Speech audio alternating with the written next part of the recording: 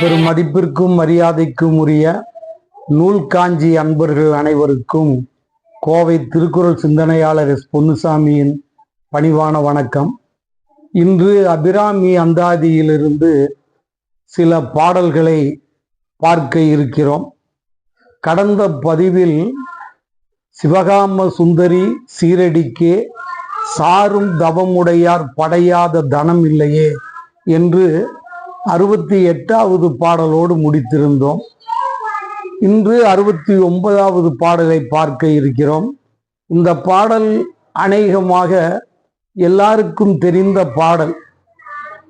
தனம் தரும் கல்வி தரும் ஒரு நாளும் தளர்வறியா மனம் தரும் தெய்வ வடிவம் தரும் நெஞ்சில் வஞ்சமில்லா இனம் தரும் அன்பர் என்பவருக்கே கணம் தரும் பூங்குழலால் அபிராமி கடைக்கண்களே என்று அபிராமி பட்டர் அவர்கள் அன்னையை பார்த்து, அடர்ந்த கூந்தலை உடைய அன்னையே, உன்னுடைய கடைக்கண்களினுடைய அந்த ஓரத்தை பார்த்தாலே அடியவர்களாகி எங்களுக்கு செல்வம் கிடைக்கும், கல்வி கிடைக்கும், தெய்வம் போன்ற நல்ல ஒரு அழகு தோற்றம் கிடைக்கும், வஞ்சமில்லாத நல்ல மனம் கிடைக்கும், உறவினர்கள் எல்லாம் கிடைக்கும் என்று பட்டியலிட்டு கொண்டு வந்தவர் அபிராமி பட்டர் அவர்கள் 1 2 3 4 5 என்று ஏன் சொல்லுவானேன்?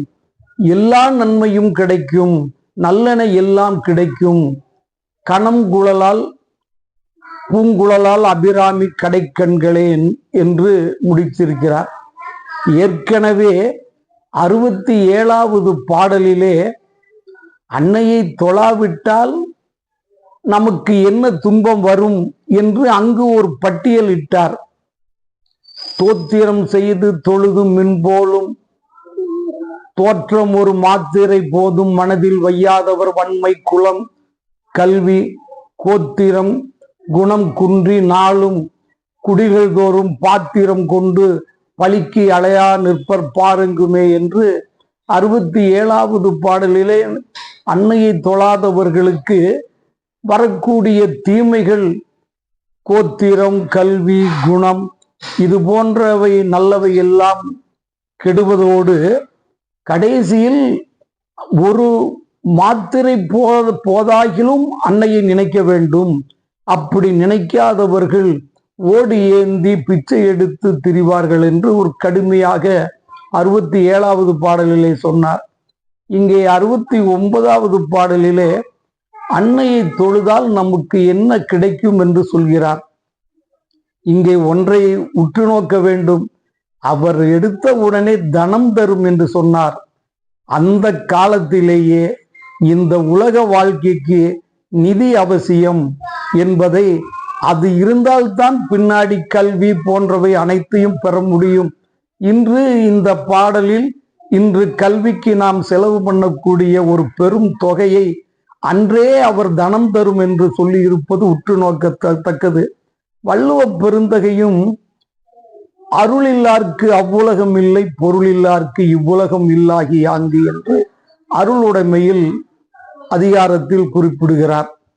இது மாதிரி செல்வம் போன்ற எல்லா நன்மைகளும் கிடைக்கும் என்று சொன்னவர் அடுத்த பாடலில் கண்களிக்கும்படி கண்டுகொண்டேன் கடம்பாடவியல் பண்களிக்கும் குரல் வீணையும் கையும் பயோதரமும் மண்களிக்கும் பச்சை வண்ணமும் ஆகி மதங்கர் குல பெண்களில் தோன்றிய எம்பெருமாட்டிதன் பேரழகை என்று அடுத்த பாடலிலே அன்னையினுடைய அழகை குறித்து சொல்லுகிறார்.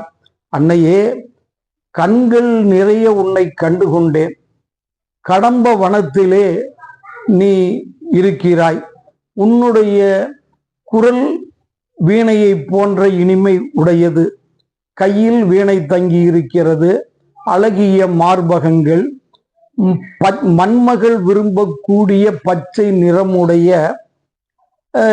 தன்மை உடையவள், இதிலே மதங்கர் குலம் என்கின்ற குலத்திலே தோன்றியவள், உன்னுடைய அழகை போன்று வேறு யாரும் அழகுடையவர் இல்லை என்று குறிப்பிடுகிறார். இந்த பாடலில் அபிராமி பட்டர் அவர்கள் அன்னையை கடம்ப வனத்திலே இருக்கின்றாய், மதங்கர் குலம் என்கின்ற ஒரு குலத்திலே தோன்றி இருக்கின்றாய், ஒப்பற்ற அழகு உடையவள் என்று இந்த பாடலிலே குறிப்பிடுவது நாம் உற்று நோக்கத்தக்கதாகும். அடுத்த பாடலில் அழகுக்கு ஒருவரும் ஒவ்வாத வள்ளி அருமறைகள் பழகி சிவந்த பாதாம் புயத்தால் பனிமாம் மதியின் குளவி திருமுடி கோமலை யாமலை கொம்பு இருக்க இளவுற்று நின்ற நெஞ்சே இறங்கேல் உனக்கு என் குறையே என்று குறிப்பிடுகிறார்.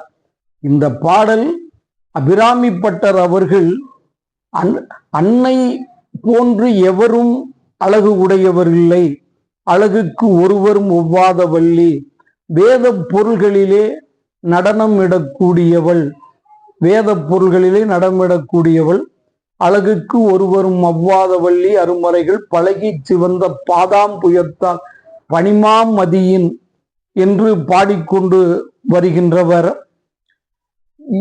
அதாவது அவர் சொல்லுகிறார், இளவுற்று நின்ற நெஞ்சே இறங்கேல் உனக்கு என்ன குறை, அன்னை அபிராமி இருக்கின்ற பொழுது மனமே நீ எதற்கு கவலைப்படுகிறாய், ஏக்கம் குறைந்து செய்யாதே, அன்னை இருக்கும் பொழுது உனக்கு ஊக்கம் தரும், அவரே ஊன்றுகோல் போல் இருந்து உனக்கு உதவி செய்வார் என்று இந்த பாடலில் அபிராமி பட்டர் அவர்கள் தன் மனதிற்கு பேசுகிறார். இளவுற்று நின்ற நெஞ்சே இறங்கேல் உனக்கு என் குறையே என்று இந்த பாடலிலே சொல்லுகிறார். அடுத்த பாடலில் என் குறை தீர நின்றேற்றுகின்றாய் இனி யான் பிறக்கில் நின்குறையை அன்றி யார் குறை கான் இருநீள் விசும்பின் மின்குறை காட்டி மிளிகின்ற நேரிடை மில்லியலாய் என் குறை தீர எம்கோன் தலைமேல் வைத்த தாமரையே என்று குறிப்பிடுகிறார். இந்த பாடல் மிக முக்கியமான பாடல். அன்னையினுடைய அந்த இடையை சொல்கிறார். அதாவது என்னுடைய குற்றங்கள் தீர நான் உன்னையே நான் பாராட்டி புகழ்ந்து சொல்லுகிறேன். ஒருவேளை நான் மீண்டும் இந்த பூமியில் இந்த பிறப்பில் பிறந்து விட்டால் அது என் குறை இல்லை தாயே, அது உன்னுடைய குறைதான். எனவே நான் இனி பிறக்காமல் இருப்பது உன் கையில் இருக்கிறது என்று சொல்லிவிட்டு அழகிய வானத்திலே திகழக்கூடிய மின்னலை போன்ற இடையினை உடையவளே என்று குறிப்பிடுகிறார்.